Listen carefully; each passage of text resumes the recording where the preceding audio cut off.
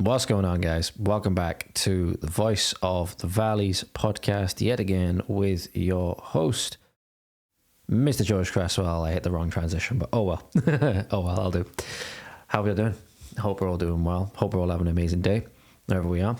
So what did we do last time? Last time, I believe, unless it's been a different order of upload that I'm going with, I'm currently in the middle of transferring the episodes over to this show from the last one, and also uploading some of the other interviews that I did, that I don't know the exact order that these will be coming out in. But we got a fair few interesting things to go over today. So we're just going to, again, be recapping a lot of the things that have been coming out for me on my X page. Is going to be the place where a lot of this is coming from. Obviously, that's just where a lot of this stuff gets shared. You don't really see a lot of this coming out on, BBC or anything like that. Well, I even watch those. I don't see the point in. Never ever saw the point in watching any of the mainstream news organizations, to be honest, and kind of ever since I was a kid, kind of had a good inkling that they weren't always very good. I never liked listening to the radio. Always prefer listening to music of my own, or eventually got into podcasts and sometimes audiobooks. Obviously, I like to listen to audiobooks when I'm driving because, I find there's too many things to focus on. A podcast, sometimes I can sort of get a little bit more involved in or invested in without also losing, focus on what's going on the road, which is obviously the primary concern when you're driving. But either YouTube videos or other forms of video content or my own music, would always listen to my own music, never listen to the radio. And yeah, that was always a good. Seems like I had a good radar for that kind of thing. Had a good sensor for that kind of thing. But anyway, let's have a little bit of a recap of what's been going on recently, shall we? I'm just trying to figure out what would be the best thing to start with. And I believe there was one thing which I wanted to go over first, or one or two things I wanted to go over first, because I realized there's a lot of things in my bookmarks that I wanted to go over. I've been bookmarking a lot of things and very, very important things to go over. But Jesus Christ, where do I start? Where do I start? All right, first things first. I'm going to find it, so bear with me just while I do this. I realized in my last recording where we were talking about Matthew Collins, because the last episode I recorded at time of recording this was about Jada Franson and what's his name, Jim Dawson, what kind of figures they are, why in my opinion they could very well be bad actors trying to circumvent and deflect and sabotage the patriotic kind of nationalist movement, despite themselves trying to pass them off as nationalists and patriots themselves, due to their involvement with organizations such as BBC Panorama and Hope Not Hate, with them having starring roles in a documentary about Paul Golding, the current leader of Britain First, or co-leader of Britain First. He co-leads it with Ashley Simon, who were actually, at the time when all of these allegations were being thrown out, when this documentary came out and those kinds of things, Britain First were actually making a lot of inroads into Northern Ireland and really warning people about the danger of the Islamification of their communities. And that's only gotten worse since then, especially in Ireland. There's flat out war crimes being committed in Ireland right now with mass migration initiatives. Make no mistake about it. I'm not hyperbole. I'm not speaking with hyperbole when I say that this is just a war crime. The weapons, as I call them, the weapons of mass ethnic replacement that have been deployed, especially against Ireland, is truly, truly harrowing stuff. Harrowing stuff indeed. But I mentioned that in the documentary that Tommy Robinson exposed, and this is the broader reason why I made that why I made that podcast, why I featured it, was because I wanted to show what, in my opinion, is the real reason that both Jim Dawson and Jada Franson have against Tommy Robinson, and that is simply that he exposed them in this way. If obviously what he asserts and what he says is true, that is, if what he says and what he asserts about Jada Franson and Jim Dawson being involved with mainstream media, BBC Panorama, and Hope Not Hate, and now they're being basically pushed out there to stifle any progress on Britain First and on other, nationalist, Christian nationalists. I think they're playing on the Christian theme a lot, trying to use that to their advantage. Trying to play on that and actually sabotage it, because I think they're actually acting on behalf of those people. And it gave me reason why she was trying to levy all these false things at Tommy Robinson, and actually believe a lot of the things that were coming out, which, if you caught the first bit of that episode, which was with Ezra Levant going over his response to Piers Morgan, who rather sarcastically quipped about it must be very bad for all the other prisoners in there with all these quote-unquote privileges that Tommy's getting, which obviously we know that he's not getting, and they're literally torturing him inside prison. And Ezra laid out that very, very well. You can go find the post which I talked about in the episode. It's uploaded. It's on YouTube. I know it's loaded on YouTube at the moment. I don't know if it's available on Spotify at time of recording. Don't think I've had a chance to do it yet, because the internet is not great where I am. It takes several hours just to upload one thing. It is awful internet, but that's why I have to try and go out and take advantage of the best internet really that I can find and make sure that my VPN is on. Anyway, getting back to it now, but I mentioned that Matthew Collins and Hope Not Hate, they're not just a anti-fascist organization. They're an outright communist organization. They want to create, or they are creating via their propaganda and their activism, a new Red Guard, basically, or new Red Army. Okay, Red Guard if you're talking about a Maoist revolution, Red Guard if you're talking about the revolution and the regime in Russia, right? And this was encapsulated in a clip which I showed of this dingy dive bar, seems to be, where Matthew Collins is speaking to this audience. And there's literally a hammer and sickle with Russian around it in the background, full-blown Russian communist insignia in a massive banner in the background. And he literally says, comrades, brothers and sisters, hopenot.hate.co.uk or hopenot.hate.org.uk, you are our Red Army. It literally says that. I'm going to show you that video again now, because I don't think the audio was working on when I done it before.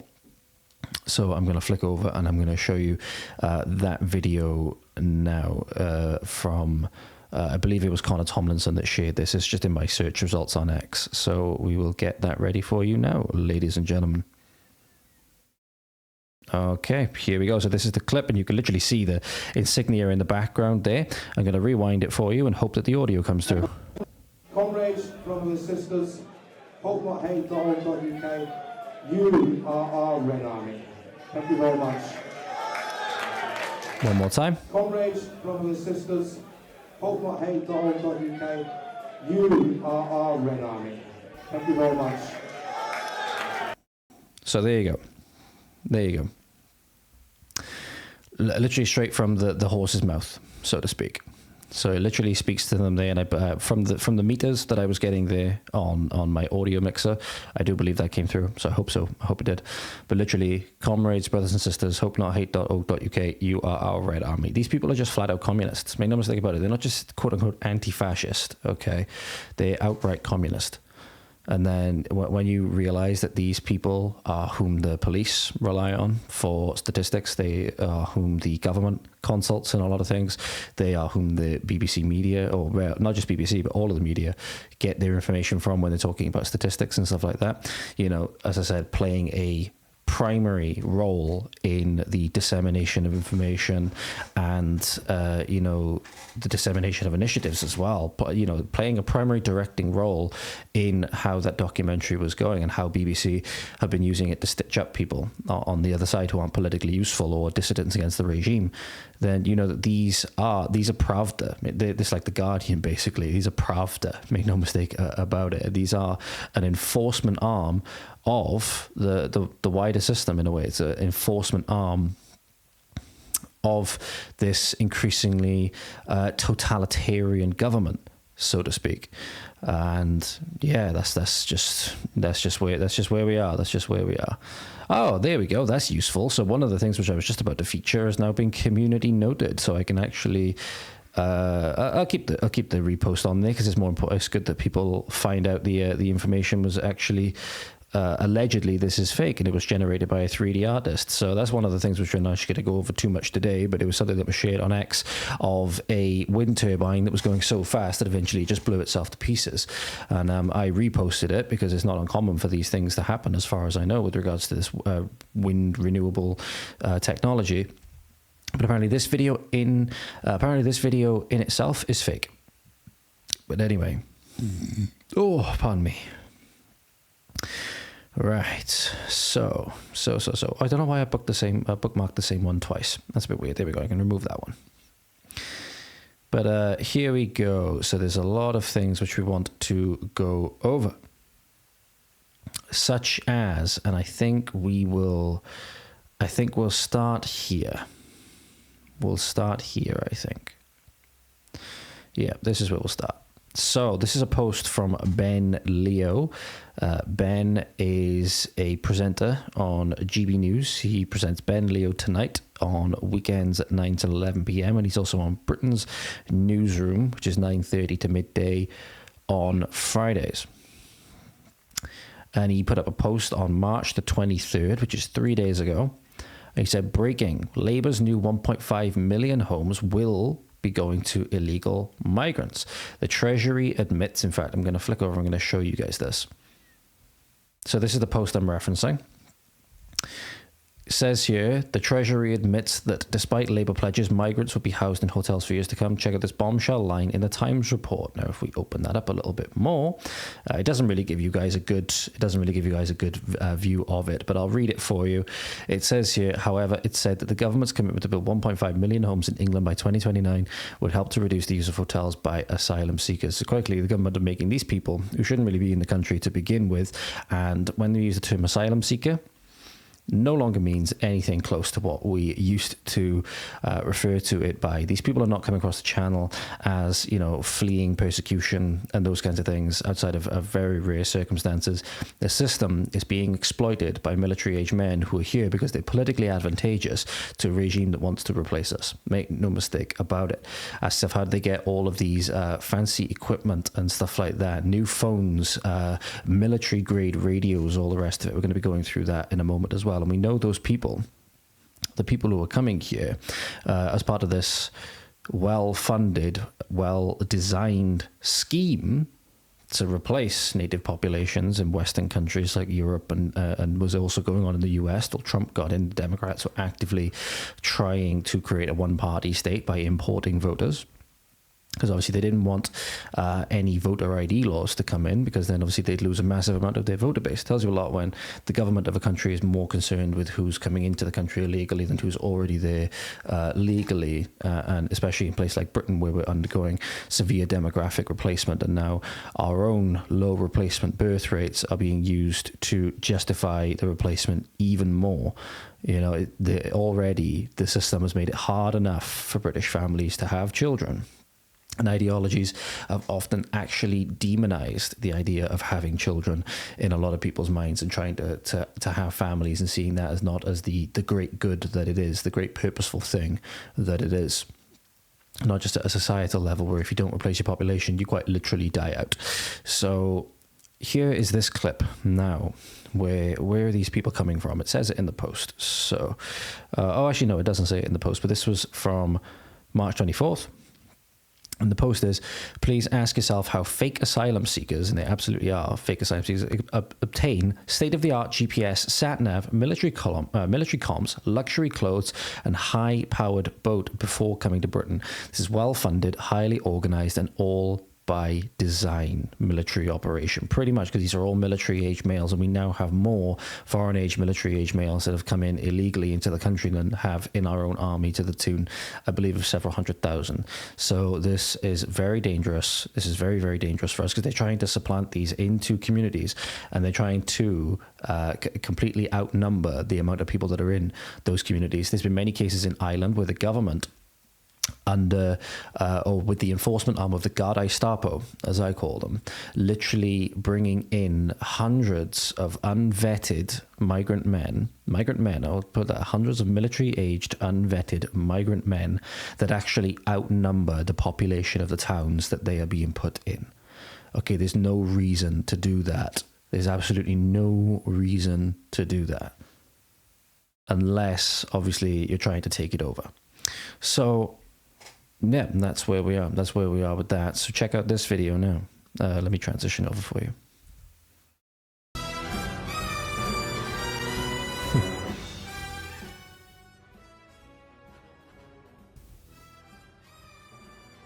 So you can see here, military-grade GPS. And that's a repeat then of the video. I thought it was longer than that.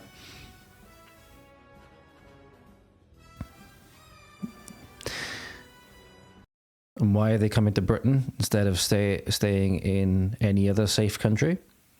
Because they know that they'll get the benefits.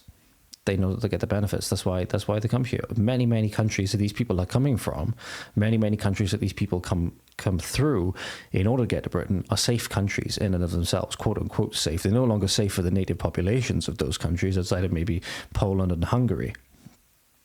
But the point being, they're coming to us, they're coming to this country for one reason in particular, because the benefits for them are so good. Because they're literally, the government, treating the people, us, me and you, like slaves in order to bring these people here so they can live the high life. Because they're politically advantageous. They'll give them the right to vote, and then they'll vote for the people that allowed them in. We'll never then be able to vote them out. It's pure clywed piven. So this is why they're coming to Britain over anywhere else, because the benefit system is so good. It's better than anywhere else in Europe, as far as I'm aware. And that's why they're coming here. That's why they're bringing all of their jihad and all the rest of it here. And that's why we're seeing so much of it. Some of the worst things have happened in Britain because it's all been by design. This has all been by design. The benefits for these people are so good. Why wouldn't you want to come? Why wouldn't you want to come? Why would you want to go to Poland, for example, when this is how Poland, I'll skip ahead a few posts that we were going to go through. This is how Poland deals with people coming across their border illegally. So this is a group of illegal migrants that breached the Belarus-Polish border. This came out again 2 days ago. And armed soldiers rushed to the scene, and they are made to lie down on the floor, and they will be returned swiftly. And it says no 4-star hotel for them. And this is how it should be.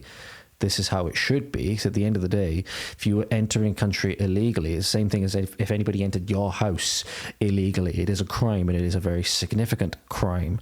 And it should be dealt with swiftly. But no, what do we do in this country? We house them with 4-star hotels and several meals a day whilst your grandmother freezes to death, right? Whilst your grandmother freezes to death because the money that could have been used to house her is being taken from her, or taken from him if it's your grandfather, or if it's both of them, that they worked all of their lives for, that they broke their back, maybe down in mines, just driving buses, whatever their job was, that helped keep society functioning and build the great society that we've now squandered. It's been taken away from them to help people like these actively invade our country. This is what's going on down at Dover. It's just we don't have a fence, okay? Usually an ocean or a channel is a massive natural, defensive barrier, okay? Makes it very, very hard for invasions. Why during the Cold War it was very, very hard for Russia to launch any kind of ground offensive against, America, because there was a massive ocean in between. They were safe across the ocean, right? Really thinking we should be safe across a channel, right? Obviously, the channel's not big, but it's difficult to get across, and really that natural body of water should be a major natural defensive barrier and aid for us. No, it's a channel for freeloaders to come across, but this is how they should be dealt with. Sadly, we're not dealing with them this way, but let's see how Poland or Belarus, whichever side they're going into, deals with these kinds of people. Oh, the video's not playing properly for some reason. Hang on, guys. There we are. Oh, it's still not playing properly. Why is it not playing properly? There we are. That's better. So you can see them here cutting through the fence. One of them's just gone through. And they bring in, God knows what these people are coming over to do. But already I'm feeling very unsafe. I'd be feeling very unsafe. Because you simply don't know who these people are. You don't know who these people are. And then the military trucks turn up on the scene. They're forced to lie down. They're seeing, they're checking where they broke in. You know, they're all armed. You know, no messing about. You know, no faffing around, so to speak. And this was on the 21st. So this is from the 21st of March this year. But this is how you should be dealing. Think about it. How would you deal with people that want to break into your house illegally? How would you want them to be dealt with? Right? Especially if you're there, if you're home.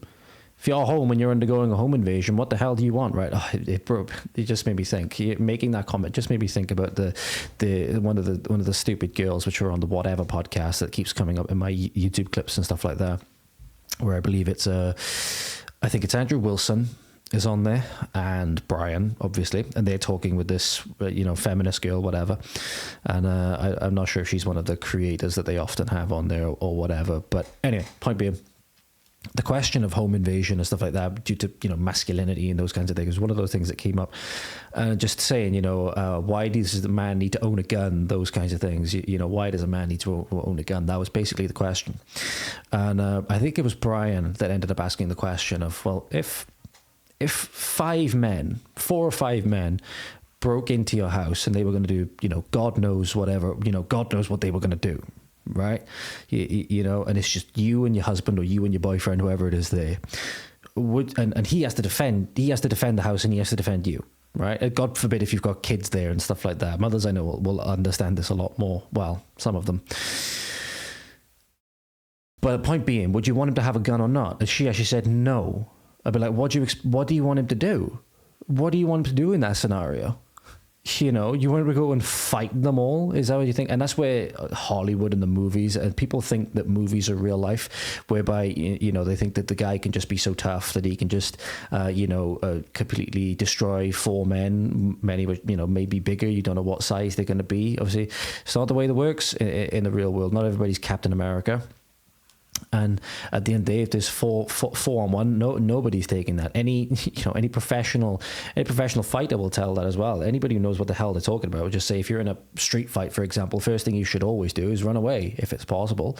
If it's possible, and you're not going to be leaving anybody behind, like your girlfriend or your daughter or your son, other family member, whatever it is. You shouldn't stay and fight unless you have to. You don't know if that person's going to be armed. You don't know if these people have got knives. You don't know if these people have got rope. You don't know if these people have got whatever else. You don't know if these people have got guns.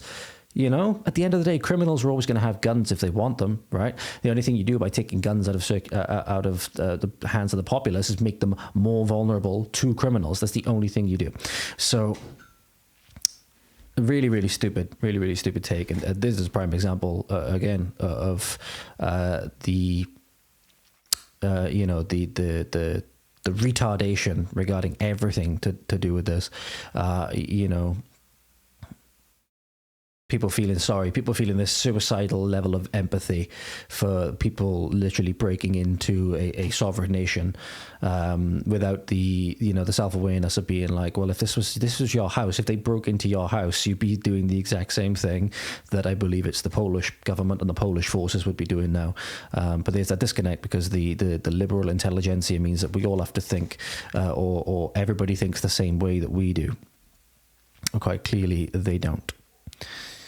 Now, to learn a little bit more about the infestation of, leftist ideology and stuff like that. If you aren't convinced that the BBC or all of our institutions are infected by this stuff, you really need to have a look at things like this. So this is from the Telegraph. This article, this headline is, and it is a guy by the name of Damon Joshua, and he worked, I say worked because it's past tense now, for the Severn Trent Water, I believe it's company or corporation, whatever it is. And he was recently sacked. And he was sacked, as I will show you now, for condemning the October the 7th massacre. So he condemned the October the 7th massacre, where I believe it was several hundred in the end. There were, or was it 1,400? Either 1,400 were like injured, and there was 1,400 victims, and about 700 of them were killed, or it was set, or was it 1,400 killed and several hundred of them were IDF. I think that may be right, actually. But the recent, the recent atrocity that was committed on October the 7th by Hamas, the rapes and everything like that took place, and he condemned that, and he lost his job for it. This is in Britain. All he said was he called Hamas disgusting terrorists on a staff portal. That's what he was condemned for. That's what he was sacked for. And you're telling me we don't have problems? You're telling me we don't have problems in the UK? This is a water company. And they're explicitly firing people for expressing views where they call disgusting terrorists. That's Britain. That's Britain in 2024 or 2025, people. I'm not sure when that article was actually written. When was it written? 23rd of March. Yeah, so that's Britain. That's Britain in 2025. Truly, truly disgusting. Now, this is one that I really need to showcase for you. This is an amazing clip. So, I believe this is from the Pixar film Ants. And the caption here is, "Why are you so political?" And it says, "Me, Pixar," right? This is an amazing clip. And it's a great analogy that explains it, at least for me, about the problems, particularly with regards to mass migration and what we're seeing now with the greater Islamification of the country in particular. And it doesn't just apply to that as well. It could apply to mass migration really from any region. Demographic replacement, let's call it what it is. It's demographic replacement, ethnic cleansing, if you will, of Britain, of all European nations. And also they tried it obviously in America as well. But why are you so political? Well, allow me to let this lovely little film Ants explain it to you. Say, let's pretend this grain is a puny little ant. Did that hurt? Nope. Well, how about this one? Are you kidding? How about this?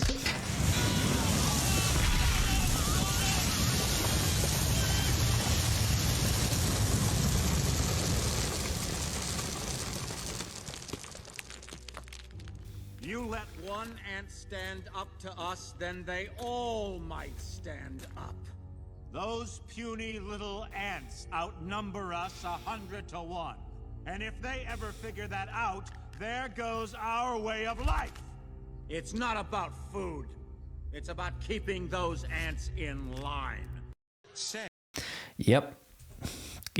Couldn't have said it better myself. I think the only thing that doesn't apply, at least with regards to demographic as it is currently, is that obviously in our homeland we are not outnumbered. 100 to 1, like this guy says here. Obviously the storyline is not an exact parallel, but literally think about it of the analogy of the boiling frog, right? The boiling frog, you put a frog in water and you heat it up gradually enough so that the frog doesn't realize the water's getting hotter and hotter until it's boiled alive, right? It's it's an analogy, sure. It's not necessarily indicative of that reality. Obviously, the frog has thermoreceptors. They will likely, detect that the water temperature has decreased massively to the point where it can't survive anymore, and it will jump out before it's actually dead. But the point is still there. Point being is that, one, what did he call it? Was it nut? Was it a nut that he threw at him? It's a grain. So one of those grains and he threw at him. It doesn't hurt. Yeah, it was fine. Another grain, not a problem. You can liken this extremely well to, very tightly regulated and very well controlled levels of migration, for example. Because there's no, with migration there's no migration that doesn't occur without change unless it's literally the same people going from one place to another, okay? Same people going from one place that has the same culture, same religion, same language, same practices, all of these things, going to the exact same place with the exact same culture, language, practices, all of these things, right? There's going to come change. If somebody comes from somewhere else with different cultures, different societal norms, different language, there's going to come change, right? Now, there may be a certain degree of assimilation that can occur, okay? But with regards to this, if you then just unplug the cork, so to speak, and just start tipping everything in from anywhere in the world, it becomes overwhelming extremely quickly. And that's the point that's being made. Similarly, the point where he's making here, where these people may rise up, we're seeing that now with the increased sectarianism in British politics. We're seeing that people are now dividing themselves along tribal lines, especially in Parliament. People are actively campaigning to be MPs in Britain based on affairs and problems that are not even anywhere near Britain and really don't have anything to do with Britain. Okay, the poster, for example, I don't have it on you currently, but I believe his name is Ahmed Yaqub, or whatever his name is. He's that quote-unquote lawyer that brags about getting heroin dealers that I believe were dealing to children off with light sentences. And he was campaigning to, I believe, be MP of Birmingham, and it's a classic image because somebody took a photo and there's this disgusting derelict building in the background where obviously it's indicative of the wider society and wider community and the socialist policies that have taken over the country. That is a representation of the state of Birmingham with everything that's been going on. And then you have this lovely, pristine billboard which says, Ahmed Yaqub, give Gaza your vote. It literally says on there, I'll see if I can find it to show you. You would have seen it anyway, but I'll see if I can find it, where he literally says, give Gaza your vote. Let me see if I can find it. Let's see if I can find the image. I don't think I'm going to be able to find it. No, it's not coming up. It's not coming up. Damn it. Oh, wait, it might help if I spelt it right. Might help if I spelt it right. Oh, nope, it's still just coming up with the same stuff. That's unfortunate. Let's try this.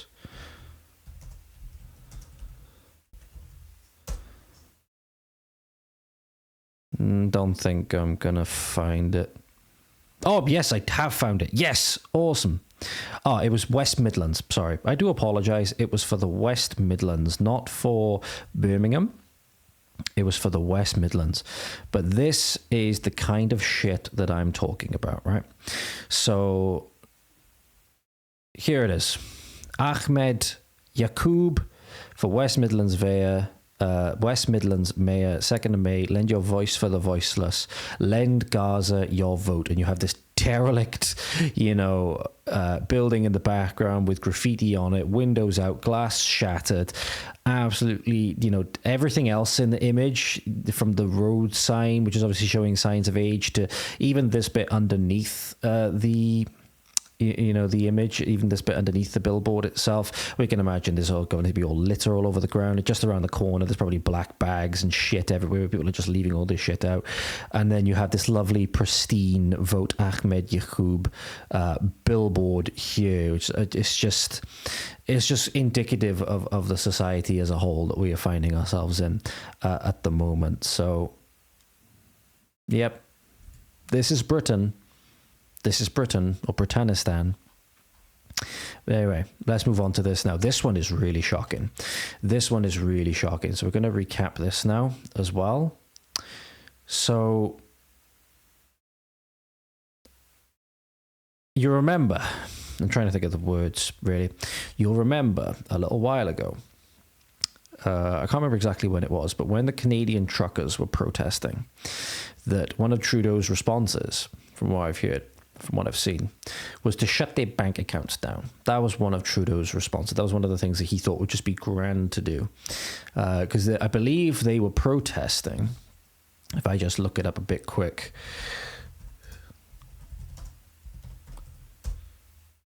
Right. So it was, I believe it was to oppose the COVID-19, what was it? The COVID-19 vaccinations. And there's obviously been protests by farmers as well, all up and down. I believe Canada's one of the nations that are undergoing farmers protests at the moment. UK is a big one. But the organizer, I'll flash this up now, actually got 3 months house arrest. So I do apologize, it's a little bit off here. But it was a key organizer behind the quote-unquote freedom protest, as he called it. Let me realign this for you guys. I'm just going to work on realigning this a moment, because the way that the BBC set their articles up, they put more of their text on the left-hand side, and so my formatting wasn't very good for it. But I'll show you this now in a moment. So it says here, this is from the BBC, so again, it's just the one of the first sources that came up to highlight this. By Jessica Murphy, Canada trucker protests organizer get 3 months house arrest. It was in early 2022. A key organizer behind the Freedom Convoy trucker protest that gridlocked Canada's capital for weeks in 2022 has been sentenced to 3 months of house arrest. Sorry, not capital. Pat King, 47, was convicted in November of 5 of 9 criminal charges: counselling to obstruct a public or police officer, and 2 counts of disobeying a court order. In his Wednesday sentencing, an Ontario Superior Court judge gave King 9 months credit for time already spent behind bars. Prosecutor had asked for a 10-year sentence. Here we go. King was part of a group that led a convoy of trucks to Ottawa during the pandemic to protest against COVID-19 measures. So that's what they were protesting against. Obviously, we know now that the COVID regulations, the lockdowns, the enforcement of the vaccine protocols is nothing short of a crime against humanity, and has been nothing but a major cash and wealth and power transition from the poorest and from the weakest to the strongest that has ever been seen in recent history. That's what we know now. And this guy got house arrest because of it. Well, the other thing that they did, oh no, I've lost my, I've got to keep that open. The other thing that Trudeau, in his infinite wisdom, decided to do was to freeze their bank accounts, was to freeze these truckers' bank accounts. And that was not a good move. It was not a good move. It was widely condemned, and it was just showing how deeply entrenched this socialist ideology has become and how much power we've given over in a lot of ways. So I'm just going to reposition this now so that you can see this a little bit better as well. This happened in England. So a guy recently, and I believe, don't quote me on this, I don't know for certain, I've heard people saying, but I don't know for certain, that this was Santander. This was a Santander branch that in order for a father, I believe it was, to withdraw his own money. So I believe the story is a father wanted to withdraw £2,500 from his bank in order to buy a motorcycle for his son. I believe that's what I've heard. I don't know if that's correct, but that's what I've heard. And in order for him to get his own money, he had to prove to the bank where it was going, or they would not authorize the withdrawal or whatever. So the caption for this video, which explains it quite nicely, is, "This man is told he cannot withdraw his own money from the bank unless he has proof of what he wants to spend the money on. How is this behavior legal? It's his money." Yes, absolutely. I dare say that it's not legal, but it's the government doing it. So who's going to say, right? Who's going to say this is exactly what happened? You now need permission to spend what you own. Okay, so that's where we're saying now. People saying for a long time that your money is not your money. This is perfectly highlighting what they mean, whereby you cannot use your own money for what you want in some circumstances now because of the politicization of the country, unless you prove where it's going. Let's take a look, shall we? Right, I'm now in Santander Bank, right? What are you doing, sir? There we go. You, and I didn't actually hear that before. So yes, it is in Santander. Yep, it's in Santander. This is recording this conversation. I'm coming to the bank to withdraw £2,500. Are you going to let me? I've got £11,500 in my account. Are you going to let me? Are you going to let me have the money or not?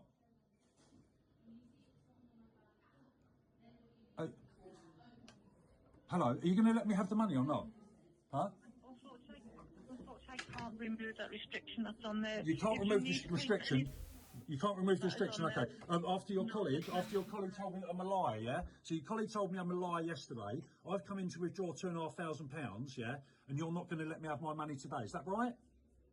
Right, you can still use your card. I'm not, to answer the question, please. Of course, they'll say you can still use your card because they can obviously monitor that. They can obviously see exactly where that money's going. They can obviously see where the transaction's going. They can obviously report that. Then if the government ever asks, what did this person, this random person use that card, that transaction for?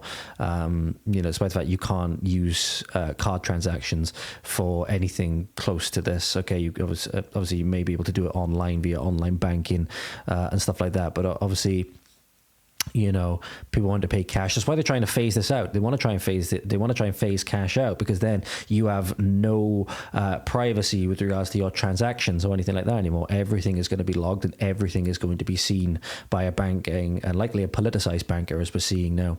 So yeah, at the end of the day, this is his money that's being gate-kept from him by the bank, and this is absolutely disgusting. Absolutely disgusting.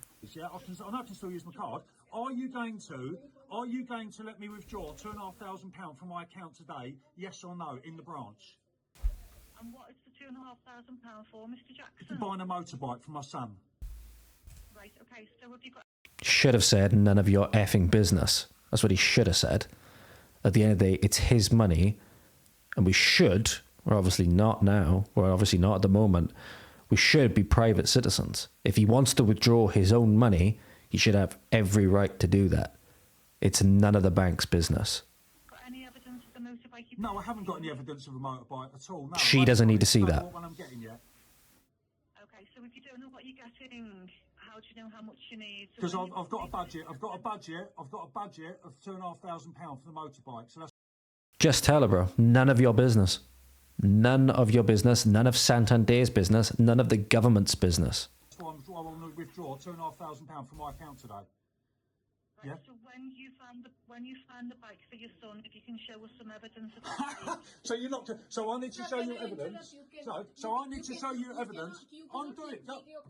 Really? You can't film me without my permission. And this is indicative of a wider So you're problem. not going to give me the money, no? I'm gonna have it immediately. Absolute joke, this place. All the security. Absolute joke. You're an absolute joke, this place. Won't let me draw out my money. It's a fucking joke. It is, and it's not a funny one. It's not a funny one.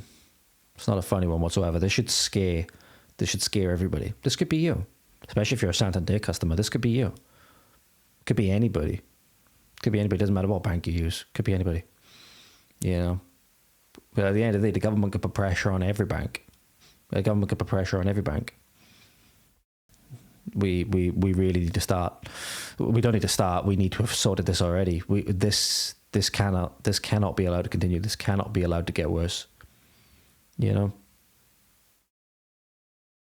Somebody needs to do something about this. And, the more and more this goes on, the more and more this kind of thing goes on, the more and more extreme the response is going to have to get. Again, you want an indicative of the problem? Not necessarily with regards to the banking, and I'm not going to say I wanted to say something else with regards to that problem. I'm not going to say it with on my better judgment, so to speak. But there's a lot of things could be said about that clip as well that are indicative of the wider societal problems. But this is now a statement and a video from Radio Europe, and they put on there. They quite good with keeping up to date on the figures regarding illegal immigration and the illegal immigrant invasion that's going on. Hopefully going to have somebody that's very prominent on social media to sit down and really discuss this with me in the very near future. I certainly hope so. We've got some conversations in the works. So I haven't heard anything back for a little while. So I'll be sending another message about that, and hopefully we'll have that out for you very, very soon. But anyway, it says here 1,117 illegal migrants, mostly men, entered the UK illegally by boat in the last week. Okay. 1 week, over 1,100 men men, military-aged young men. Let me have a look for something a minute. I'm having a look for something just so I can give you an idea of how many people just came in. Let's have a look. So this is according to a website known as Love My Town.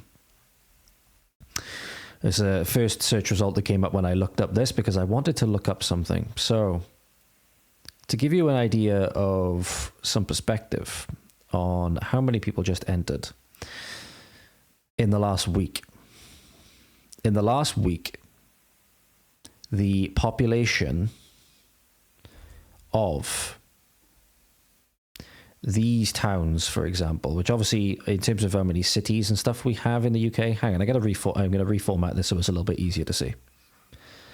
In terms of obviously how much is in the UK in terms of how many people are in cities and stuff like that, obviously it's not a massive number, but take into account these are just towns that not a lot of people live in. They could often be, judging by their names, they might be very rural towns, in place like that where it's a very high trust, at least for the time being, community atmosphere. Everyone knows each other on a first name basis. It's like the town where I live, where it's literally one long street and everybody knows each other and all the family. A lot of these towns, because I live in one, are probably going to be quite similar. But the towns here, for example, let's have a look. St. Dogmaels, Sywell, all of these places like this. What else we got? Rillington. Literally, with the people that have come into this country illegally in the last week or whenever this week was, you could replace the entire population or have a different population, an entire different population, of military-aged men that outnumbers the native people that live in these places. These places, for example, let's keep going down. These towns, according to wherever they get this information from, again, I don't know how valuable or how accurate this is. Aberbargoed, that's a town that's that's a town that's not very far away from where I live, for example. They could replace the population of that town and then some. So if you imagine all of these military-aged males were to turn up in Aberbargoed, they'd have a good chance of simply taking the town over if they wanted to. This is awful. This is disgusting. Will they do anything? Will the government do anything? Will anyone do anything? No, of course they won't. Of course they won't. Oh, there we go. So this is based on the 2011 census. So I don't know how up to date obviously it is, but we'll use that just for the sake of argument. So Aberbargoed, for example, not a big town. Again, it's very similar to a lot of the towns around where I'm from. Everybody knows each other pretty much, and it was very, very high trust for the most part. But yeah, you could literally, with the people like this that are coming over, it needs to be highlighted, the culture and the norms and the attitudes that these people are bringing with them, because they're not compatible with our civilization. There's no two ways about it. They're simply not compatible with our civilization. But check out this video.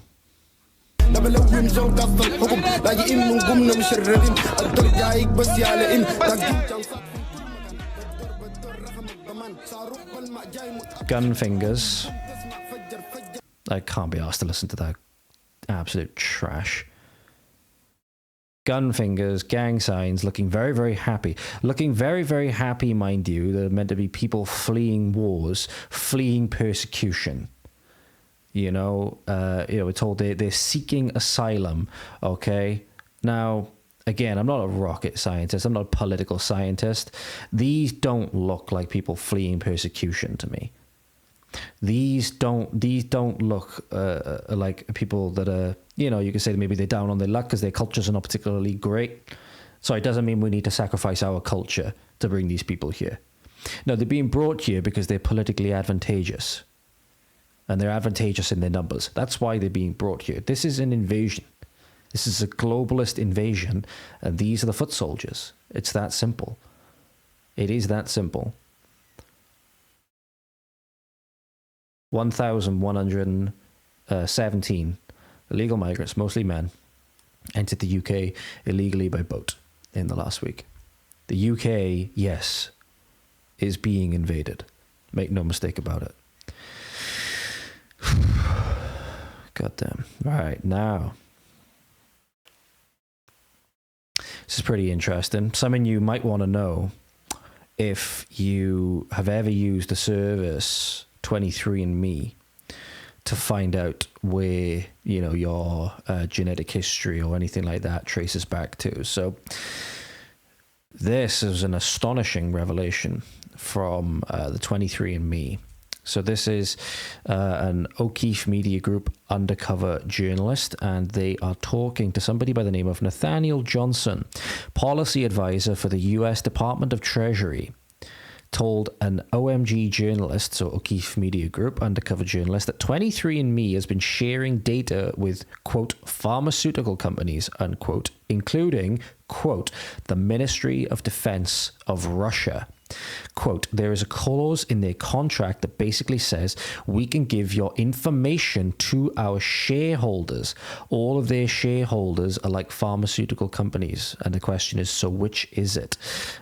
So here you go. Let's check out this video. Now, this is astonishing. I wanted to use 23andMe.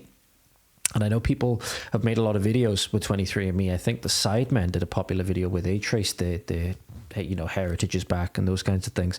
A lot of people have used this service, so I think they might want to, you know, be paying attention to this and wondering where their information has gone. You know, the genetic information, whatever other information that 23andMe has on them that may have shared with their quote-unquote shareholders. But yeah, let's check out this clip. That's when 23andMe comes in, trying to figure out what all you are. I should do that. You shouldn't do that, though. Do not give your information to them. They sell it to other people. Do they sell it to Russia? They sell it to everybody. There's a clause in their contract that basically says, like, we can give your information to our shareholders so that they can do stuff, and all of their shareholders are like pharmaceutical companies. But some of those pharmaceutical companies are companies based in other countries, and those pharmaceutical companies in other countries are like the property of like China as well. Russia, or like owned by China. Oof, I love that. I love that. Hashtag dating the deep state. In case you didn't know, that a lot of the undercover journalists that James O'Keefe has used to expose a lot of the stuff that's going on with the American deep state, obviously have been people that have been undercover and gone on dates with these people. I think it's kind of funny. I think James wore a disguise once and went on one with like a Democrat.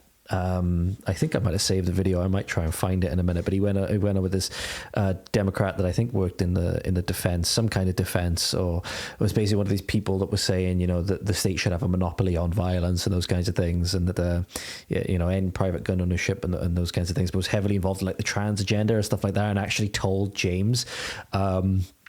I can't remember how it got onto this part of the conversation, but she said to James that the guy has had bottom surgery, so he's had all of that stuff like you know removed. He's had some kind of surgical procedure to undergo some kind of like a quote unquote gender reassignment. Yeah, really, really hilarious and depressing and scary. A lot of the stuff that the O'Keefe Media Group have uncovered with their undercover journalists and their undercover protocols, but truly, truly astonishing. A lot of stuff we wouldn't know if it wasn't for people like James O'Keefe being willing to put everything on the line. Obviously, he was persecuted himself by the FBI. You know, had his hard drives and phones, I believe, illegally confiscated, and he still hasn't had them back. I can't remember what he was investigating. I don't really know too much about it myself. But yeah, the data breaches with 23andMe, I think, is a lot of things that people want to take seriously, because you know, if they're selling your data to China and Russia, you know, why are they selling it on the international market to, you know, potentially foreign governments and stuff like that? Really not something that a company should be doing, eh? But anyway, I think this is also pertinent to talk about, so I'm not sure how much longer we're going to go now. We've been going over quite a few things for a while now, but I do need to go to the gym in a moment. So we're going to check out this video now as well. Now, this is from an account that's based in South Africa. And South Africa, there was recently a statement that was made, pardon me, I believe by the Prime Minister of South Africa, that was trying to change the image of the country to try and fight the rumours, so to speak, that it is unfriendly to certain groups of people, namely white South Africans. And there's no other way to put it, but there's a new apartheid system that's been set up in South Africa, or at least is very close to being set up, whereby the black South Africans are engaging in and are actually happily touting that they want to engage in more of genocide against white South Africans, chanting things like kill the Boer. And I believe it's the leader of one of the prominent political parties in South Africa. I don't know how to pronounce his name, and I've forgotten his name, but was literally leading a chant of, I believe it was a couple tens of thousands of people, kill the Boer, and he killed the white farmer, those kinds of things, right? And there's been some horrible stories that have come out of South Africa that really make your stomach turn and really make you sick. Some of the things that have been done to people out in South Africa, namely such as this. So this is from a documentary called Farmlands. I don't know if we'll go through the whole clip. It's about 3 minutes long, but this is from a documentary called Farmlands by Lauren Southern. And I believe now, for some reason, so I just want to clean something off the top of my microphone, is banned from the UK for some reason.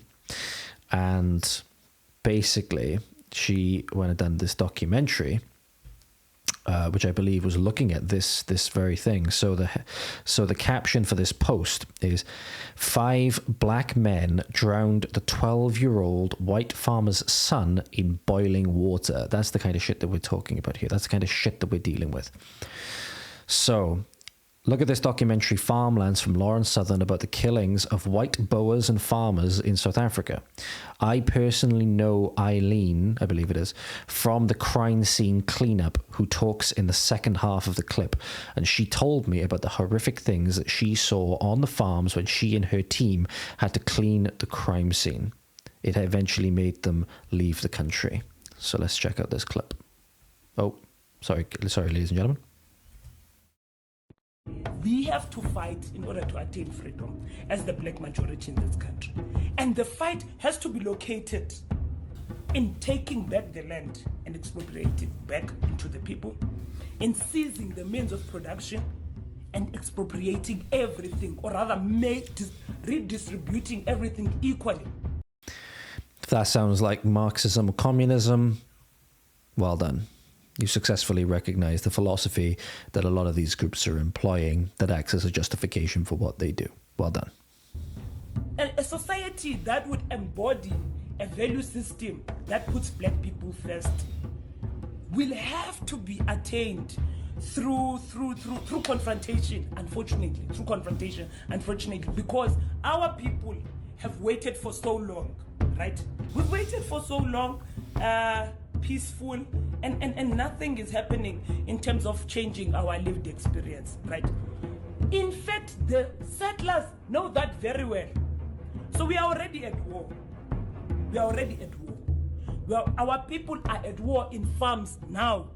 White people and persons like Breitenbach are land thieves, and they have no stake to this society, and the black majority understands that, and we will respond accordingly.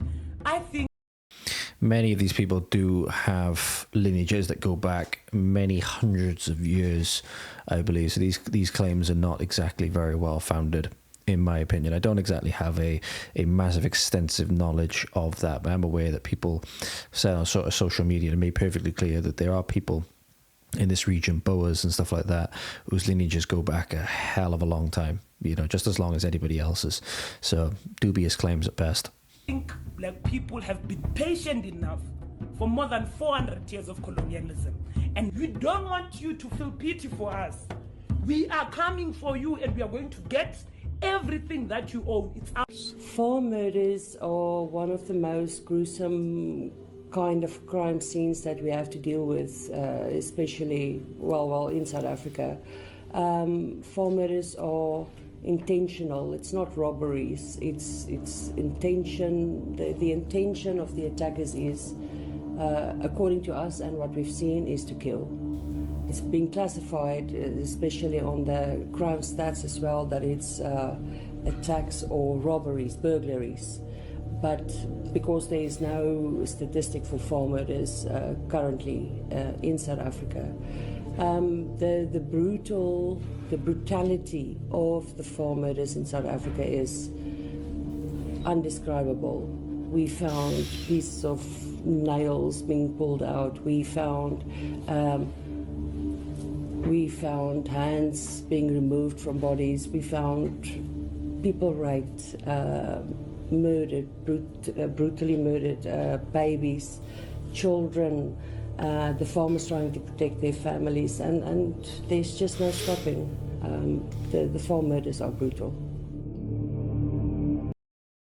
Truly horrifying stuff. I don't know if I'm going to be able to show this on YouTube, to be honest. That's horrendous. I can only imagine being a person like who works in like the forensics department or whatever that has to go in after that and, deal with the aftermath of like a really brutal murder and stuff like that. It's awful, man. It's truly, truly awful what's going on. And a lot of people, especially the left in Western countries and stuff like that, cheering this on. The people that openly call for, as I said, genocide and ethnic cleansing in the Middle East. People that call from the river to the sea, Palestine will be free, and those kinds of things. It's openly expressing genocidal intent. There's all the same intent in that catchphrase, that slogan, for example, as there is in Kill the Boer, as in, liberate South African liberation or whatever other, slogans you want to throw out there. They all mean the same thing. It's just awful, man. Just awful.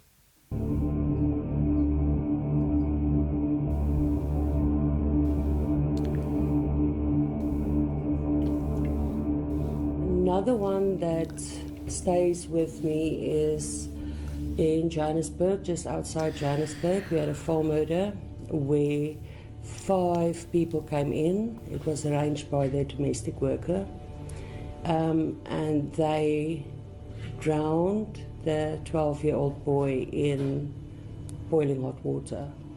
So we had to remove the skin from the bath as it was peeling off him in the hot water.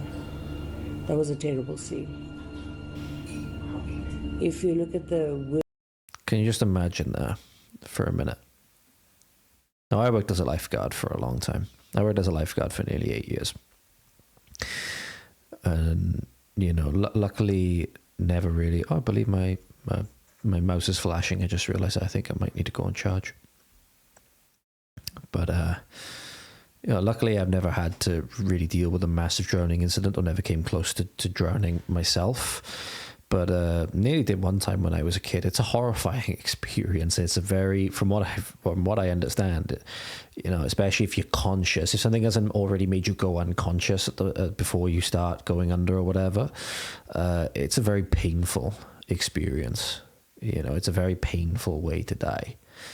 As your lungs fill with water, they start to burn, and obviously panic, and it's just horrible. Just absolutely horrible, right? Now imagine that not only you're drowning and somebody's forcing you under, man, you're being murdered. But the water itself is boiling, and that is literally boiling you from the inside out as it goes into your lungs. It burns all around your mouth. Your skin is peeling off and sticking to the sides of the bath, like she said. It's just... There's no words. There's no words for this kind of thing. And people, like that woman at the start, the woman we saw at the start of this clip, actively champion it because of race, because the race is different. A 12-year-old boy. A 12-year-old boy. 5 men or 5 people. A 12-year-old boy. Worst movies ever made. It's not really a patch against what is really going on there. It's unbelievable. Disgusting. Utterly disgusting. Don't hate communists enough. Don't hate communists enough. Speaking of the people, we'll finish these up a little bit now. Speaking of the people that would openly go and support this, right? The retarded liberals and the indoctrinated students, right? It was, again, 2 days ago in the University of Glasgow. Now, I talked about this. I didn't talk about the University of Glasgow in particular. I talked about this, however, with James Harvey in one of my recent interviews.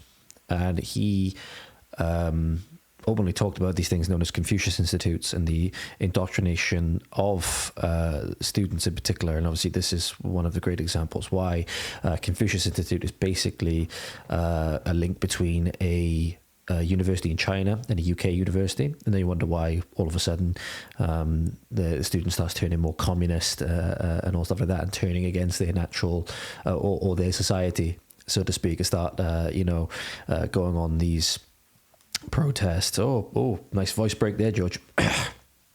And start campaigning for their own society's downfall. But this is a great example, right? So you have these retarded students. I won't mince my words when it comes to these people. You have these retarded students, the indoctrinatees, that are walking out of their classes and joining in encampments. Remember when those things were going up down the country in the US, like Columbia University, I think Yale University was another one. Where else was there? There was quite a few universities, I believe, done this, where the students done this in I think there was one in, it escapes me.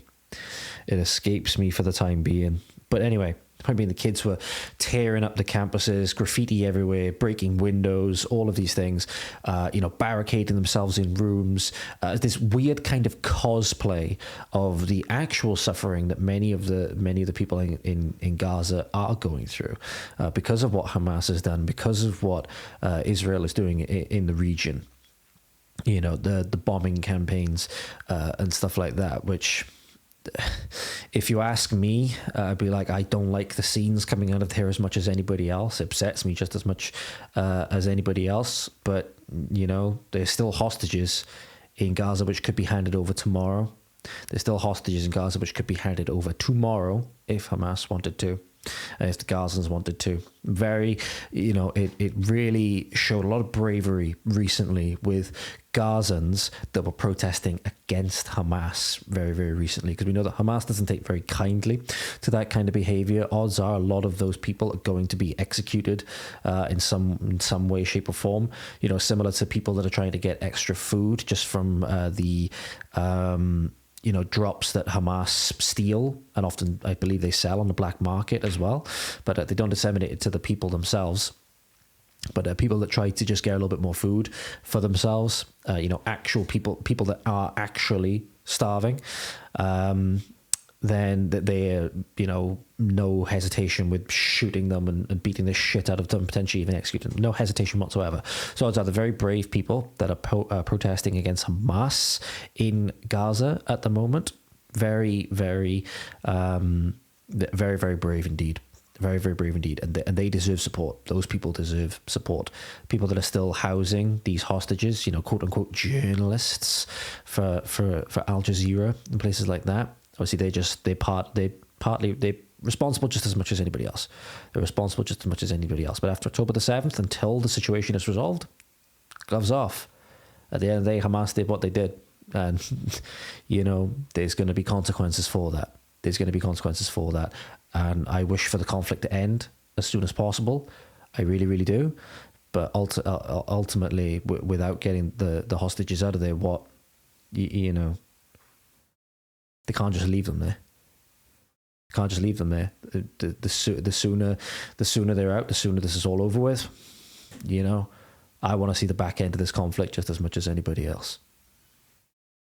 But anyway, point being now is that in order to somehow make the suffering all about themselves, you have, as I said, these indoctrinees or indoctritees, however you say it, going out and joining in this encampment.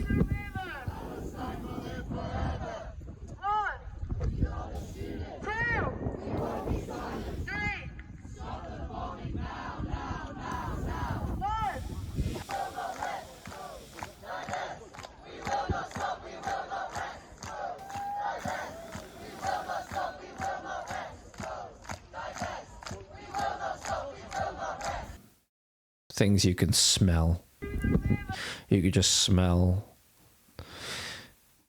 You just smell this video, and you can also imagine, you know, how many people have pronouns in their bios and all the rest of it from this video. It's absolutely ridiculous. Stop sending your kids to university. Stop sending your kids to university. Simple as. If you don't want them to come out as a weird gender communist that gets offended by reality, and gets offended when people use words that they feel that other people are not supposed to use, don't send them to university. Don't send them to university. Simple as that. Now, we have another clip here now related to the first one. And somebody here is speaking the truth, and a certain sect of people in this country do not like it, and a certain sect should not be here. Simple put. Simple as. There is a British man, I believe, claims correctly that Muhammad, the Prophet of Islam, was a paedophile, rather correctly, and is attacked by an Islamic mob, and he is arrested by police. JD Vance is right, there is no free speech in the UK. He's absolutely correct. Every status that anybody puts on social media, anything that people say, you know, that could potentially be recorded or anything like that, there's a good possibility that they could end up facing reprimand of some kind for that. Make no mistake about it. You know, people claim that we have free speech in the UK because people put things on Twitter, or put things on X, right? Put things on social media.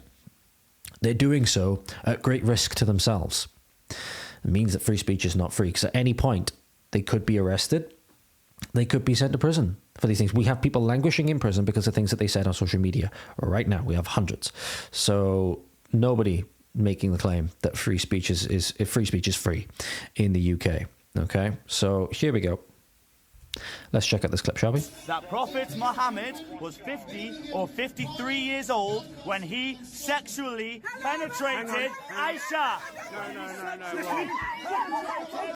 That's a fact. That's a fact. That's a fact of history. Simple as. There's even debate at the moment whether Muhammad was a real person. I believe there was a Robert Spencer and David Wood from the Apologetics Roadshow YouTube channel actually had a debate on whether Muhammad was real. I haven't watched that debate yet. I probably should. But what he just said there, at least with our current understanding of history and our current understanding of religion, is 100% true. And these people will laud up Muhammad as like this example of chastity and virtue and respect for women because he waited from when she was 6 until she was 9 to bone her. All right? That's what these kind of people are. The people wearing the Stand Up for Palestine shirt, that's what they support. That's what they support, right? And let's have a look at the rest of this clip now. I'm not surprised that this Jobsworth by here is not going to do anything to help this person that's A, exercised the right to speech, and B, said the truth, okay? The truth is offensive, so UK doesn't like truth very, very much.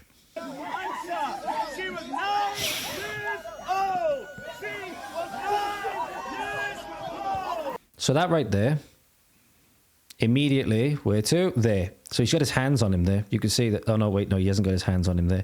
There. Where does he actually get his hand on him? There. That's assault. That's assault. But yet they obviously arrest the guy that's saying the inconvenient things. God bless this man.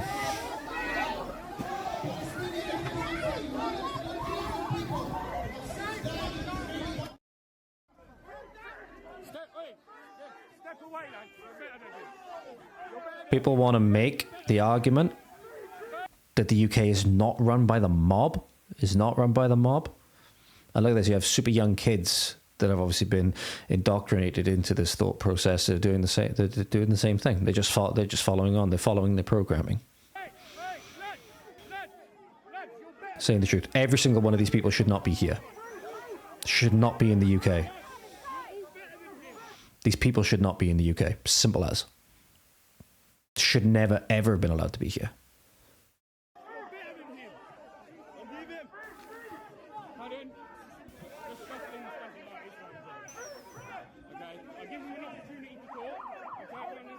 Our society will be a hell of a lot better when every single one of these people are gone.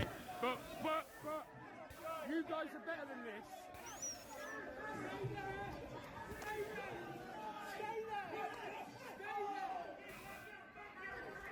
this. And of course, it's this guy that they arrest. Not to mention, due to the numbers, That wasn't exactly a clever move, mate, was it? It was a they can't. You know, it's people like you. You know, it's. Hang on, what did he say? That wasn't exactly a clever move, mate, was it? It was a very clever move. You really think so? It was the perfect You know, it's people like you. It's people like you. No. How old was Joseph? How old was Joseph? Oh, there we go. And then they go into any sort of whataboutery that they can find. They don't have a response for what he said.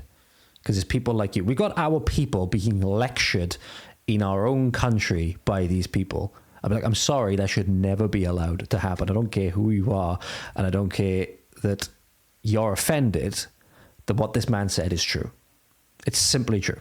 So I would say that Islam is a religion that views the Prophet Muhammad, and this is an example they like to try and throw the other way, right? That Richard the Lionheart, allegedly had a relationship with a minor, right?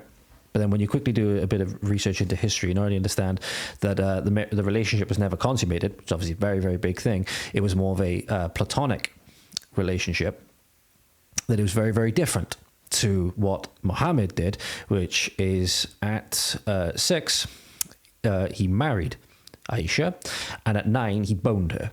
He consummated the marriage at 9. They'll try and hold this up as this kind of, look how long Muhammad waited and all of these things. Example of virtue and chastity and patience and all of these things, right?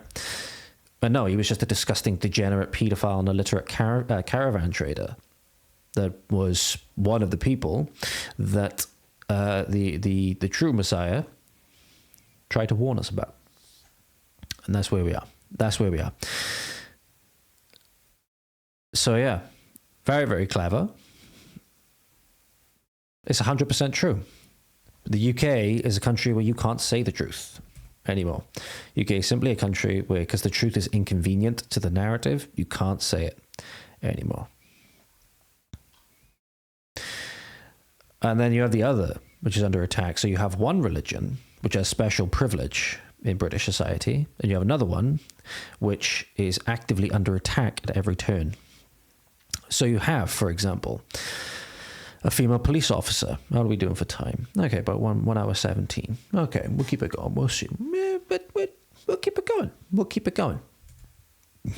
Female police officer says to a woman recording this video, pardon me, "You're not allowed to sing church songs outside of church grounds."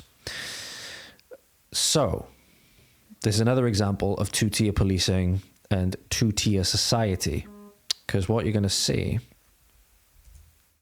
and it says here in the caption, the UK is gone and it's probably not coming back. I don't think I agree with that. I think, it's going to be a bit of a battle to get our country back. But in the end, we win. Make no mistake about it. Make no mistake about it. But this lady here is going to give us a prime example of two-tier society, two-tier policing, because she's going to say that you can't sing church songs outside of the church, or outside of church grounds. But what happens when it's an Islamic song?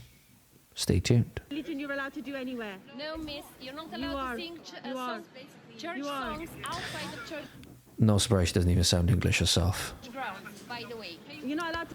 Again, somebody that has a good chance of not being English, dictating to the English what the English can do in their own country. Sing church songs outside the church songs or church you're not allowed ground. That's fine. That's you're fine. not allowed. She just said you're not allowed to sing church songs outside of church. Our church outside the church grounds, unless you have unless That's you've a load been of rubbish. authorized by the You're church to allowed. do this kind of song. Are you saying that you don't care about the Human Rights Act? You're lost. There we go. And that's the response. That's the response. Before we do that, look at... You're lost. This is disgusting. This is absolutely disgusting. This is police. Remember what we said before? Remember what we said before about protect and serve? Protect and serve. This is what they have. They have contempt for us. This is what I mean by there are police out there that know the system is wrong, what they're doing is wrong, but don't see a way to you know, get back against it because it's so deeply entrenched. There's other people that are just ardent acolytes of the philosophy and actually relish in having this power over people that either they see as privileged or they see as a class enemy or they see as some other kind of enemy, right? So this is where we are. This is where we are in Britain, whereby if you're a Christian and you're singing Christian songs outside of a hymn or whatever it is, outside of a church, then that's somehow illegal or you're not allowed to do it. But you can go to Tower Bridge and you can sing this shit.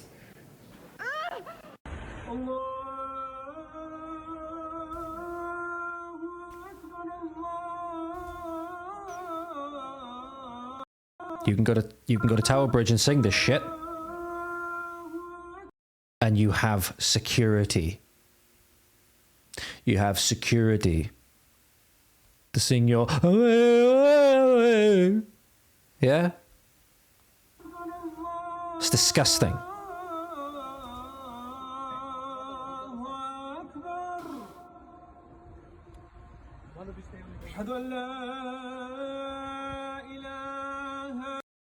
I can't be asked to listen to any more of that. I meant to pause it, but I can't be asked to listen to any more of that. And that's where we are. That's where we are in Britain. Truly, truly disgusting stuff. Truly, truly disgusting how far we've fallen. Now, I need to showcase this clip because, boy, this made me laugh. This made me laugh, and this is a public service announcement for you all that if you are suffering from Trump derangement syndrome, you really, really, really need to find some way to get rid of it because it has very drastic impacts on your health. I might need to do an evidence-based excellence episode on the effects of Trump derangement syndrome and conduct a meta-analysis or randomized control trial myself on this because Vincent O'Shana of Valuetainment posted or put this thought in my head in his recent appearance on Piers Morgan, where he made a tremendous discovery and highlighted something that is truly astonishing: the effects of Trump derangement syndrome on the body. Now, it says here, you have Trump derangement syndrome, and it says, dude just buried Rosie O'Donnell and more, complete with pictures. Now, Vince, or Vinny, however you say it, I love him to bits. I think he's fantastic. True, oftentimes comedic genius, in my opinion. Just so charismatic and just really, I think, wears his heart on his sleeve for a lot of it. You know exactly where he is, or at least he gives that impression. He's not afraid to speak his mind. He's not afraid to speak with emotion either. But this was truly, truly fantastic viewing. And it was on Piers Morgan. It was truly a refreshing thing on Piers Morgan, you know, with the gutless, spineless host. But yeah, let's take a look at this now. You're going to love this. You're going to absolutely love this. You, just like Rosie O'Donnell, have Trump derangement syndrome. And I want to show you something, Piers. No, I think, Brian, you're an idiot. Excuse me. Let me, yeah, dude, you wouldn't say that shit to my face, so shut up. Number one. Number two, okay, I think people like you and Rosie O'Donnell should sue mainstream media for what they've done to you. And Piers, I brought some photos of pre-Trump and post-Trump. Look at this. This is Rosie O'Donnell before Trump, right? Nice, good. Right, so that's pre-Trump, right? Take a good look at this photo, guys. Take a good look at this photo. This pre-Trump. Look what happens, Piers, with Trump derangement syndrome, all right? Rachel Maddow. Look at how hot. Yeah, let's go back and look at this again. There we go. So this photo here, that's Rosie O'Donnell post-Trump. So we have we have pre-Trump derangement syndrome, and post-Trump derangement syndrome. This does need to be studied. I don't care what anybody says. This needs to be studied. With Trump derangement syndrome, all right? Rachel Maddow. Michael laughing as well. Rachel Maddow was. And then See, you have Rachel Maddow before. And in the second image, we have Mark Cuban. look, Trump derangement syndrome. God. I mean, he makes a good point. He makes a good point, you know. This is, you know, Trump derangement syndrome, guys. It's no good for you. It's no good for you. Looks like Stephen Colbert. And then look, Kathy Griffin. Someone So there's Kathy Griffin. Kathy Griffin. Very beautiful in this photo, has to be said. that I might have hooked up with if I was drunk, they turned her in. I'm sorry. You have to try and be like Michael, much more stoic. Although he's close to breaking, I'm trying to be much more stoic. But Carrot top, okay?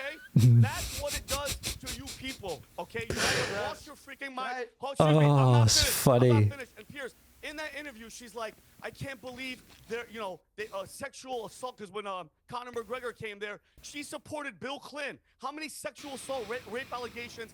Biden did the same thing. Biden sniffing kids live on camera all the time. His freaking daughter writes in her diary that her father showered with her at inappropriate ages. She left to freaking Ireland. Do you know what's happening in Ireland, Rosie? Freedom of speech, migration, all the freaking rise in crime. It's unbelievable. And here's my thing, Piers. There's people waiting in line. He's right. Fighting and dying to come to this country. She wants to leave. To hell with her. Let her give up her spot for somebody else. I have family members that are waiting to come here, Piers. Let them come in and to hell with her. Yeah, I just want.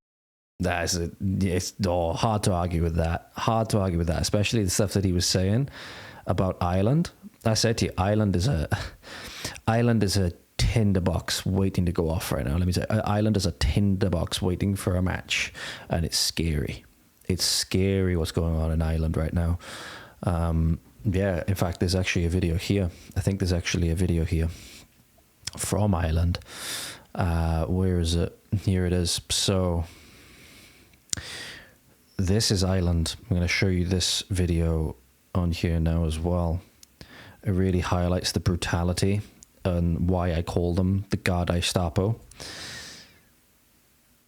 because they are aiding in war crimes against their people, whether they know it or not. So this is, I'm going to read you the caption first. So this is, and Ireland is one of the places where, like I was saying to you before, they're trying to put in numbers of migrant men, military-age migrant men, that actually outnumber the population of the community. There was a town in I think it was a town in Essex, I can't remember, where they supplanted about, I think it was about 800 or 900 men into a town where they only had about 700 or 800 people in these plantations. It's truly disgusting. And then you wonder why there are people in Ireland, there are people that are banded together going and burning them down. Not when there's people in there. I believe before they're able to be used. Coolock is a great example. I think that's where this video is from. I've covered Coolock on the podcast before. One of the areas where, if it's going to go up, it could be in a place like Coolock, let me tell you. Coolock update, no work commenced. Site owner Paul Collins was back in the High Court today complaining that locals won't allow him access to the site. Yeah, because locals don't want a military force, a foreign military force being housed in their community that will turn against them, and they know exactly what's going on. They're not stupid. If you haven't heard of Coolock, it's a working class Dublin community earmarked for a migrant plantation. The government wants to plant almost 800 third world men into an old factory building. The locals have been beaten and pepper sprayed for a year. I believe I covered the case where a young boy, I believe he was about 15 or 16, was beaten and pepper sprayed by the Gardaí. They still continue to stand strong. They're tough people. This is another of the plantations McGregor was talking about. Say what you want about McGregor, say what you want about him personally, say what you want about the allegations that have been made against him. The remarks he made at the White House were 100% correct. 100% correct.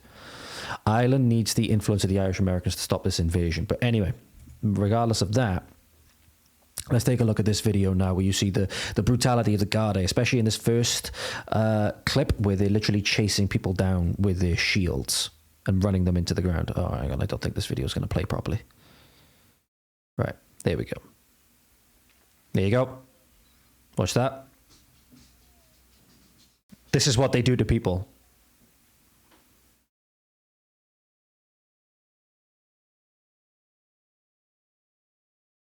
This is what they do to people. That could be very, very easily be a grandfather. Oh, no. Sorry, guys. I forgot to transition the scene. Hang on. All right. Okay. Here you go. Right. So this is the scene I was talking about when I said about them pushing somebody over with a riot shield. This is what I mean. And you'll see what I mean as well when I said about somebody being somebody's grandfather.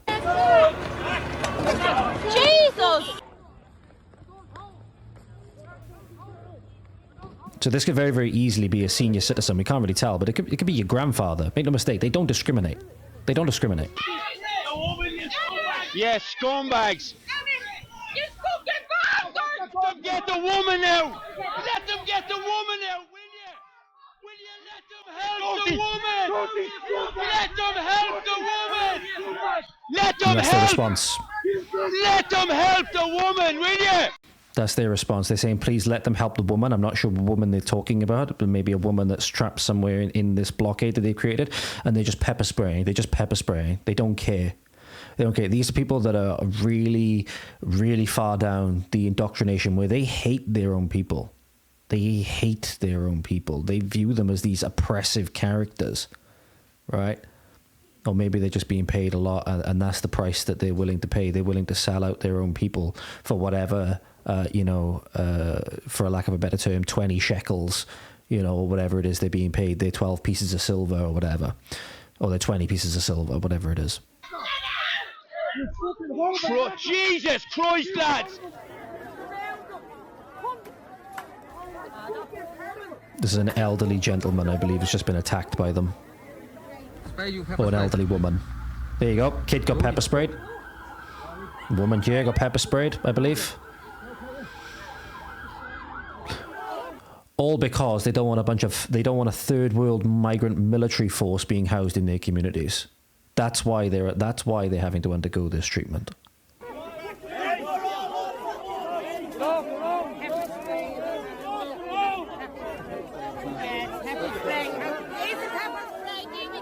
There you go. You can see it. This is awful. Yeah. And he kept giving it to me. Dirty bastards. And he moved them from over there when I was rounding up on them. It's disgraceful. Disgraceful. Disgraceful indeed. Dad, you go on back over there. I don't want you getting involved in this. Go on. Forever, I have to be here. I'm only thinking of my grandkids. I know what you're thinking of. I'm thinking of my grandchildren. I'm only thinking. My grandchildren. I'm only thinking of my grandkids. Exactly. The fact that, people like this gentleman who are being dragged out, not literally, but are having to drag themselves out onto the street because the government has decided that his grandchildren's lives are forfeit for their agenda and that he needs to stand up against it. This guy who likely worked all his life in Ireland or wherever he's worked, but worked all of his life, has now got to drag himself out onto the street to oppose this when he should be maybe, if he's retired, enjoying his retirement. Maybe just filling in some frigging puzzle books and enjoying some pints with his mates down the pub. That's what he should be doing.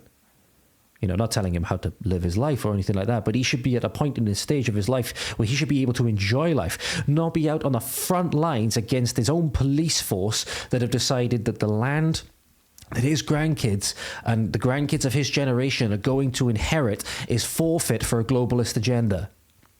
That's truly, truly disgusting. So when Conor McGregor or anybody else says that things are bad in Ireland, things are particularly bad in Ireland. Make no mistake about it, they're particularly bad in Ireland. I'd say potentially even more so than Britain. And Britain's bad. Let me tell you that. Britain is bad. Here's another example. In fact, we'll do this example as well, because this is, again, out of Ireland. And I'm thinking we might leave this here, because it's been a fair while, and a lot of the stuff which we can go over next time.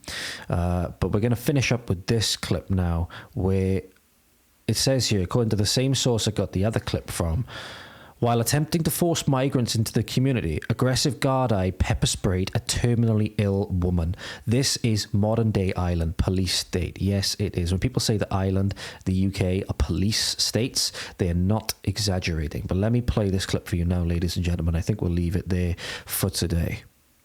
This is disgusting. This is the depths and depravity that I was talking about, in particular with the Gardaí. It seems that the Gardaí are particularly evil. How are you, Councillor Gavin Pepper here? And I'm here with, sorry, what's your name? Monica. Monica, what happened to you? I was pepper sprayed I was sitting at the bus stop and I was pepper sprayed by a policeman. There's a woman. Sorry, how old are you, Monica? 62. 62, pepper sprayed also. Boy on Garda Síochána tonight. I'm on a crutch. I've got very, very bad leg, which is never going to get better today. And you're waiting on an ambulance? So she said there, she's 62 years old. This woman's name is Monica. She's 62 years old. And she was pepper sprayed by the Garda, pepper sprayed by the police. She's on a crutch, which already makes her movement and getting around already physically taxing enough as it is. And they pepper sprayed her, not to mention she's terminally ill. Don't know if you heard it just there, but she said she's terminally ill.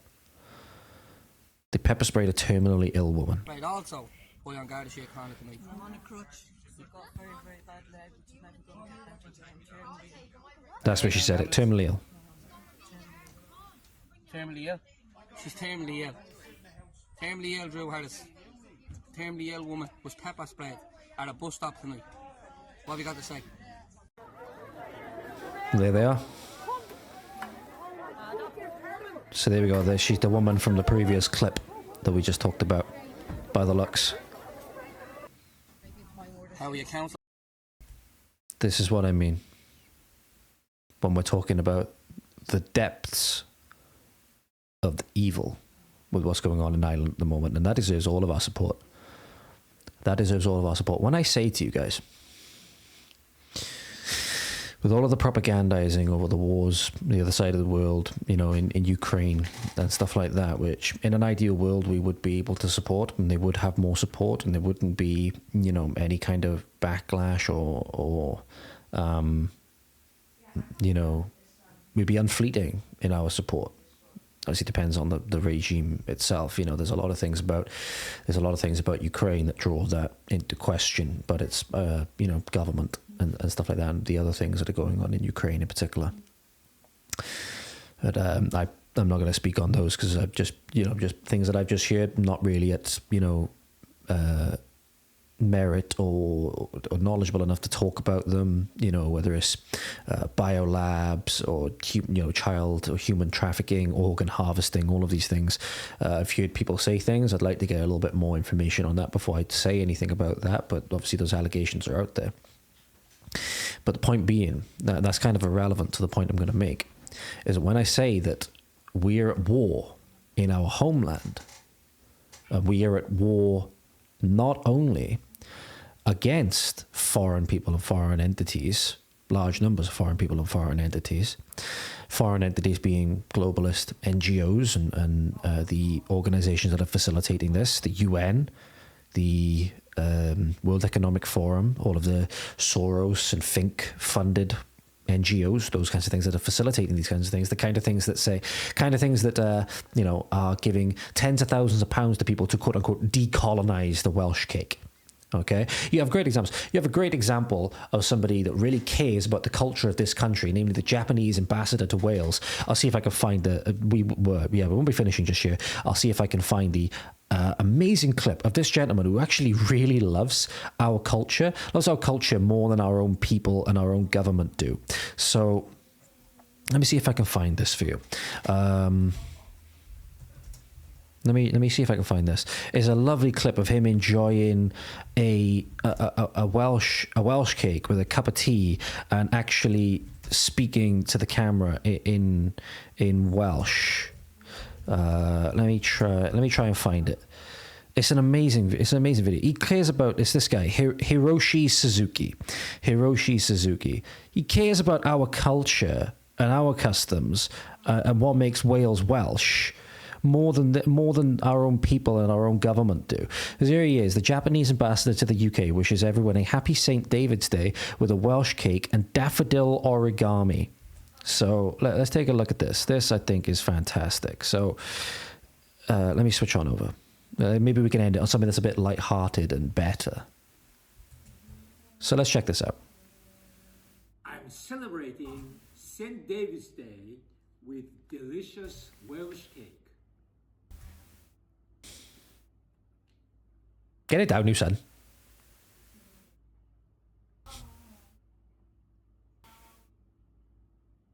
Got the Welsh dragon on the mug, everything. And I made daffodils with origami, the Japanese art of folding paper. Happy St. David's Day. I can't remember. There's a clip in which I think, or he posts in Welsh. Sometimes he posts in Welsh. He didn't obviously speak it there, but just like, that's somebody who actually loves our culture. You know, obviously just, you know, foreign relations. He's in a foreign relations role, so it'd be kind of weird if he was going on camera on St. David's Day and saying Jaffa cakes, saying Welsh cakes are shit, and you know, and all of those kinds of things. It'd be very, very awkward from that point of view. But still, it's lovely. But then you have our own. I'll see if I can find the post actually, because I'm not just pulling this out of my arse when I say that there's schemes that are giving grants or like money to the tune of tens of thousands of pounds to quote unquote decolonize the Welsh cake. Let me see if I can find this, because Senedd Waste, which is probably going to be the thing that comes up here, is exposed this the other day. Here we go. Art Council's 10k grant to decolonize the Welsh cake. Here it is. So, yes, we're deadly serious about this. The Arts Council of Wales issued a £9,952 grant for a project titled Decolonising the Welsh Cake. Do tell me why the Welsh cake needs to be decolonised. But yeah, it's all part of this, you know, Marxist intersectional drive, right? Couldn't make this up. So let's check this out. Is this come up on the screen? I think it's just about come up on the screen. I can't really see what it says, but it says here, a lady by the name of Yasmin Begum, lovely Welsh name there, decolonising the Welsh cake. And you have other things here, which is like Blind Drunk in Llandudno getting £11,000, all of which are part of this Creative Steps initiative. I wonder if you know, Doge Wales or Senedd Waste are going to be looking into that. Catherine Wynne Payton, Building My Presence and Identity Through Creative Practice. Danielle Fahia, Creative Steps, and all of these other things, right? Social Enterprise for Neurodiversity, but £9,952 for 2023 to 2024, part of Creative Steps for decolonising the Welsh cake. This was one of, just making sure it's all coming up on the screen correctly, this is one of £3.7 million worth of projects funded to meet the objectives of the Welsh Government's Anti-Racist Wales Action Plan. The one's also saying that you cannot take your dog to walk in certain public areas because you might offend certain people. Ooh, I wonder who those people are. Conclusive proof that this divisive scheme needs to go. Yeah, a lot of them need to go. What exactly does it mean to decolonise the Welsh cake? We're not entirely sure. The grant went to Yasmin Begum under the Creative Steps scheme. And she did actually respond, and then I believe after a couple of people were asking questions, she actually made her account private, I believe, or she deleted the posts. I can't remember which one it was. But yeah, so when we say that there's taxpayer funds, you know, very likely taxpayer funds, that are going to destroying our culture and our way of life, we're not joking. We're not joking. I wasn't joking when I sat down with James Harvey, like I said, to the topic of legal aid came up, and foreign, like, you know, child rapists and stuff like that can get access to legal aid, but political dissidents, they're not, despite the fact that they are the ones paying into the system, and they should be able to take that out. In fact, we're not done yet. And we're going to go through a lot more things, actually. I've decided, yeah, because we're going quite long for time. So we might as well just keep going. We might as well just make this into an endurance match. Let's go. So. Or do I? Yeah, screw it. Nobody really listens to it anyway, so I might as well keep going. But yeah, so.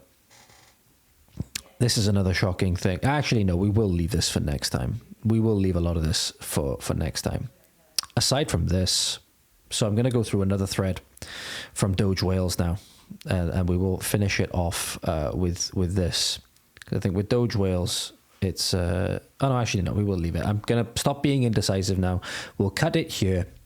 We'll cut it here, and we'll go through this in the next one. We'll go through the college spends taxpayers' money to mark World Hijab Day and a couple of other things. That explain a lot of the downfalls in society that we've allowed to fall ourselves into. And yeah, I think we've gone through enough today. We've gone through a lot today. I think we've gone through enough. So I hope you found that useful, guys. I won't say whether you enjoyed it, because it's not really something that you can enjoy, a lot of the things that we talked about. But make no mistake, you need to start waking up if you haven't done so already. I mean, the more and more people that wake up daily, the better. But really, we need to be woken up by now, because if the fight back doesn't start soon, I don't necessarily mean that literally. I don't necessarily mean that literally as in we need to go out and fight people, or anything like that. But we are on a very perilous course. We are on a very perilous course, and we need to start fighting back in terms of culture and in terms of the cultural decline and the demographic decline, especially in Britain with regards to birth rates and those kinds of things.